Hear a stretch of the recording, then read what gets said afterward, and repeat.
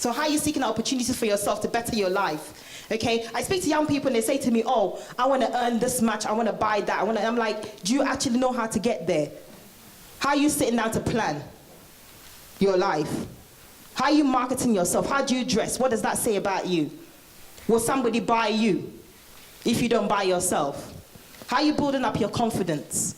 That's all some of the traits of an entrepreneur. What Ghana is an idea. It's an aspiration. Kwame Nkrumah was one of the founders of the Pan-Africanist movement, trying to create the United States of Africa so that the boundaries wouldn't matter. And I'm here really to try to, well, first of all, to applaud you for coming together and for organizing this event. I should say that, when I'm performing in Holby, I often learn more from working with the younger actors. And the reason is that they come from a place which isn't bound by conventions and tradition. They come from a place of truth, of honesty. Whereas some of the older actors tend, like me, to resort to convention and rather tired old cliches and ways of thinking. The younger actors don't, and I think something similar is happening here.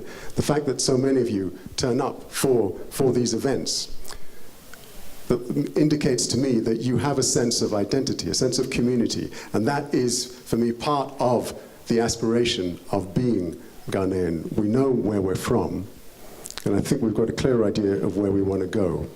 Some of the youngsters put on their parents. Some parents are wishing that it never came over. Sometimes they deceive their sons and siblings to take a trip back home, forgetting to tell them it was a one-way ticket. And they're not returning till they recapture the essence of the African within them.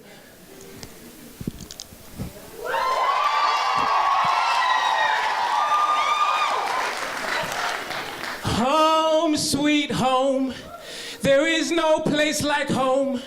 When I go north, south, east, and west, I shall always come back home. Miawezolo, Akwaba. See, I'm relearning the essence.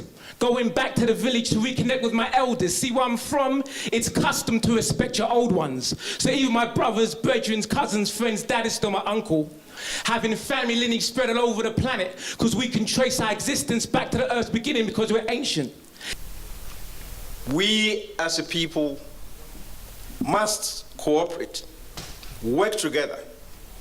We cannot afford to lose anybody. Any one of you here, any one of us, is equally important to us at the Ghana High Commission, and for that matter, the government and people of Ghana. So my brothers and sisters, it is encouraging that the second time in a row, hundreds of you have gathered at your own will to join us in educating ourselves, in addressing the kinds of problems we face in our community. Let me assure you that as long as the Ghana High Commission stays in this city, this gathering will continue. Even if I'm not here, I would want you to demand that this issue be institutionalized. It becomes part of our community. It becomes something emboldened in us, so that every October, the first week of October, we come together to celebrate the young people. We come together to educate ourselves. We come together to learn and love each other. We come together and dedicate ourselves to building our dear nation, Ghana. It's a great privilege for us to support Ghana Youth Day, and we were very honored when the High Commissioner asked us 2 years ago whether we would sponsor the event. And actually, I know he was very modest in his request. He asked us at that time just to sponsor the venue.